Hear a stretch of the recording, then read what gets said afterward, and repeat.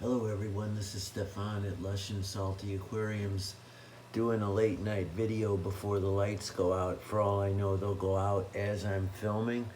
This is my bonsai tank.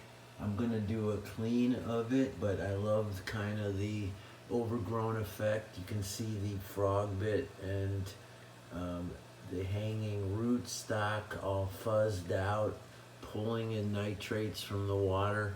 Of course, the bonsai tree looking wonderful. Check out that Monte Carlo. That's the plant I'm using for the artificial canopy, the tree canopy. I say artificial because obviously they're not leaves on a tree. You can't even see the tree anymore, for crying out loud. The crypts, that's the name of this plant. I forget the exact species. Already doubled in size. The hair grass needs a cut. Look at that, intense and beautiful crypts in the back.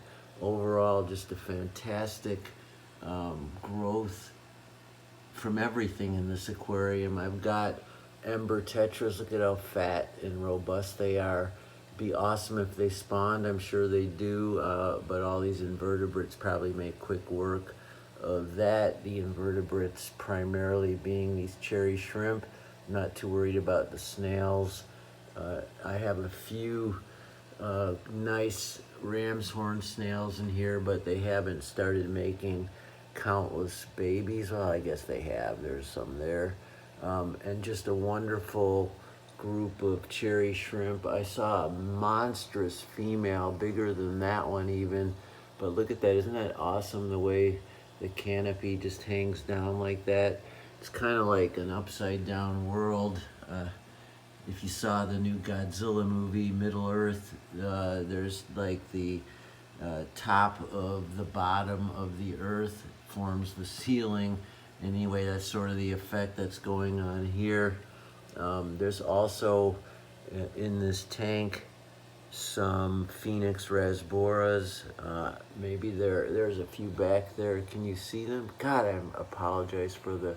So those little apparitions are the Phoenix rasboras. I'm going to do a switch here and see. There you go. This is a terrible video, but it's late and I was just looking at this tank and got inspired to start filming. Not sure how you're going to receive this, but in some respects this is my healthiest, most successful tank, and I've got a lot of good ones. There's an autosynclus catfish enjoying the algae off the glass. I've got a bunch of pygmy hasbrosis. There's one there. These are the little corridoras. There's a beautiful female cherry shrimp. It's like bigger than the catfish. Just incredible. And I'm getting lots of babies because I see all different size shrimp in here, so obviously they're reproducing. There's a glorious female down in the hair grass. Look at that. That might be considered a Bloody Mary in terms of its quality, the deep red texture, its size. Bloody Mary, there's another one. And there's sort of a hybrid. You can see the white saddle. Not as desirable if you're obsessed with shrimp keeping. I am not. I just like having happy creatures, of which there are plenty. This is a classic kind of, that looks like a male there, an adult, a young adult. So I'm going to have to give this tank a haircut, but I wanted you to see it in its intense, fun glory. It's obviously benefiting from the extra ambient light from these windows here. That's north facing, so it's never direct. Plus I have a little bit of sheen against the glass there to prevent a couple hours of afternoon sun from just hitting this tank. It already gets plenty of light from this nano. On top I'm running a simple hang on the back filter there, you can see, and I've got this sort of makeshift lid I got at the Container Store, just for no reason really. None of these fish are jumpers, not particularly, but I don't know, it delays evaporation to some extent of water, so I have it on there, and in case I want to put something on top of it, like some fish food while I'm feeding, it's there for that. I do have CO2 running in this tank. I should have said that sooner. Probably why everything's doing so well.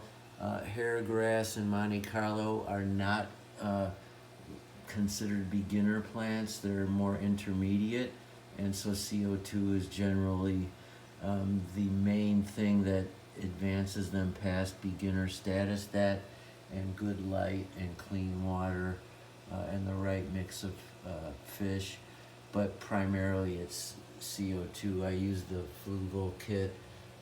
There are better, more advanced ways to put CO2 into your tank, but I've just always just grabbed a Fluval kit from Petco and made it work.